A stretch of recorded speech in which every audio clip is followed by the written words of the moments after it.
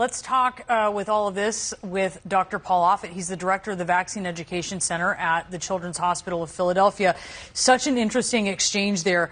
Will you commit on the record today to implement whatever vaccine guidance she issues without interference? That's another question that the secretary got. But this is part of the reason why you're seeing this kind of back and forth with Cassidy. And Kennedy replied in that particular exchange, I'm not going to make that kind of commitment.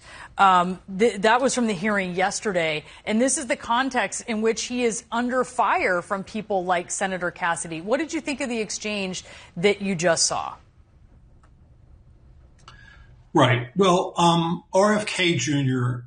Misleads us when he says we're doing better than other countries. Let's go back to 2000. We eliminated measles from this country. Now, at the time, there were more than 10 million cases of measles in this world. There were more than 100,000 deaths from measles in this world, and international travel was common. So people with measles came into this country all the time. The reason that we were able to stop that spread from one American child to another was a critical percentage of American children were vaccinated, more than 95%. Now it's no different.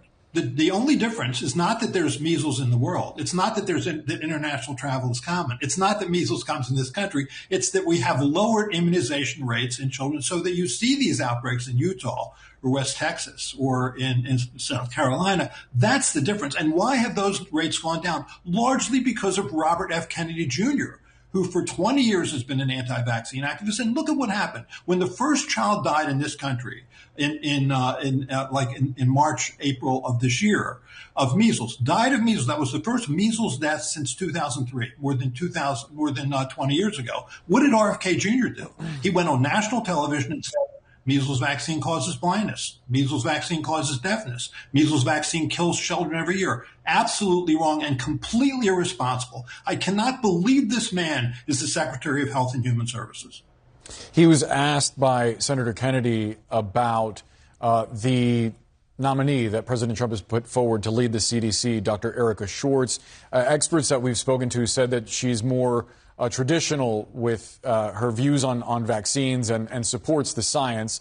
The question partly was about Kennedy's involvement, if I heard it correctly, in her being picked. And the secretary suggested that he had some involvement and in contrast to what he alleged had been reported otherwise. How do you see those two working together? Someone who is supportive of the science and the secretary, which, as you just outlined, is not.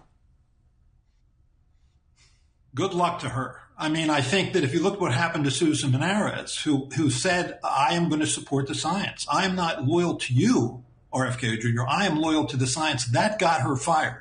I think Erica Schwartz, I don't know her personally, but from everything I've read, she looks like a public health leader who will actually support public health, which will be a refreshing change. I feel sorry for her. I don't know how she can possibly work under a man who as anti-vaccine as he is, but well, I think what you're seeing is that I think the Trump administration stepped in and said, this is who we want, because they know that RFK Jr. does not represent most parents. Most parents, Republican, Democrat, Independent, support vaccines. They don't like this anti-vaccine movement. They don't like these outbreaks. And I think that's why the Trump administration stepped in and supported Erica Schwartz. Believe me, this is not something he likes or supports.